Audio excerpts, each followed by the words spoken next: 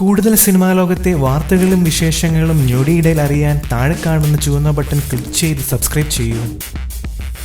90കളിൽ മലയാള സിനിമയിൽ തിളങ്ങി നിന്ന നടിമാരിൽ ഒരാളായിരുന്നു ചാർമിള. 1991 ധനം എന്ന ചിത്രത്തിലൂടെ അഭിനയ രംഗത്ത് എത്തിയ ചാർമിള മലയാളത്തിൽ 38 സിനിമകളിൽ അഭിനയിച്ചിട്ടുണ്ട്.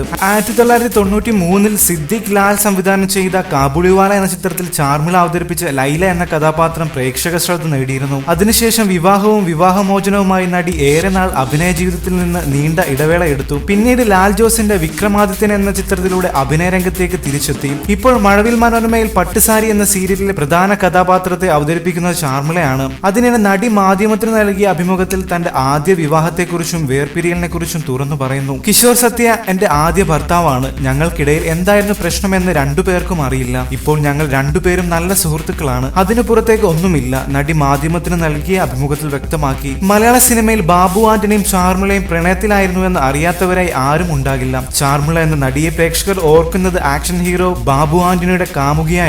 പക്ഷെ പല കാരണങ്ങൾ കൊണ്ടും ഇരുവർക്കും ഒന്നിക്കാൻ കഴിഞ്ഞില്ല. ഇപ്പോൾ ഞങ്ങൾ നല്ല സുഹൃത്തുക്കളാണെന്നും അടുത്തിടെ അമ്മയുടെ യോഗത്തിൽ വെച്ച് ഞങ്ങൾ കാണുകയും സംസാരിക്കുകയും ചെയ്തിരുന്നു. പരസ്പരം വീട്ടുവിശേഷങ്ങളൊക്കെ ചോദിച്ചാണ് ഞങ്ങൾ പിരിഞ്ഞതെന്ന് അടുത്തിടെ മാധ്യമത്തിന് നൽകിയ അഭിമുഖത്തിൽ ചാർമിള പറഞ്ഞു. ബാബു ആന്റണിയുമായുള്ള പ്രണയത്തകർച്ചയ്ക്ക് ശേഷമാണ് ചാർമിള കിഷോർ സത്യയെ വിവാഹം കഴിക്കുന്നത്. എന്നാൽ പല കാരണങ്ങൾ കൊണ്ടും ഇരുവരുടെയും വിവാഹബന്ധം അധികനാൾ നീണ്ടുപോകില്ല. ഇപ്പോഴും കാണും, സംസാരിക്കും. സൗഹൃദത്തിന് അപ്പുറം ഒന്നുമില്ലെന്ന് ചാർമിള പറയുന്നു. കിഷോർ സത്യമായുള്ള വേർപിരിയലിന് ശേഷമാണ് നടി രാജേഷിനെ വിവാഹം കഴിക്കുന്നത്. ഇപ്പോൾ രാജേഷുമായി പിരിഞ്ഞിട്ട് 1 വർഷം കഴിയുന്നു. ഒരു മകനുണ്ട്, അഡോണീസ്. ചെന്നൈയിൽ നടിക്കൊപ്പമാണ് മകനും. വിവാഹമോചനത്തിന് ശേഷം രാജേഷ് വീട്ടിൽ വരാറുണ്ട്. ഞങ്ങൾ അതിനൊന്നും തടസ്സം നിൽക്കാറില്ല. മകന്റെ ഇഷ്ടത്തിന് നിൽക്കാനാണ് എനിക്കിഷ്ടം. അടുത്തിടെ മകനെ കാണാൻ വീട്ടിൽ വന്നിരുന്നു. മകനൊപ്പം ഭക്ഷണം കഴിച്ചിട്ടാണ് അദ്ദേഹം പോയത്. സാമ്പത്തികപരമായി എനിക്ക് ഒരു സപ്പോർട്ടും രാജേഷ് തന്നിരുന്നില്ല. കുട്ടിയുടെ പഠനത്തിന്റെ ചെലവുകളെല്ലാം വഹിക്കുന്നത് ഞാൻ തന്നെയാണ്. ചെന്നൈയിലെ ഒരു സ്കൂളിലാണ് മകൻ പഠിക്കുന്നതും. കൂടുതൽ സിനിമാ ലോകത്തെ വാർത്തകൾക്കും വിശേഷങ്ങൾക്കുമായി സബ്സ്ക്രൈബ് ചെയ്യുക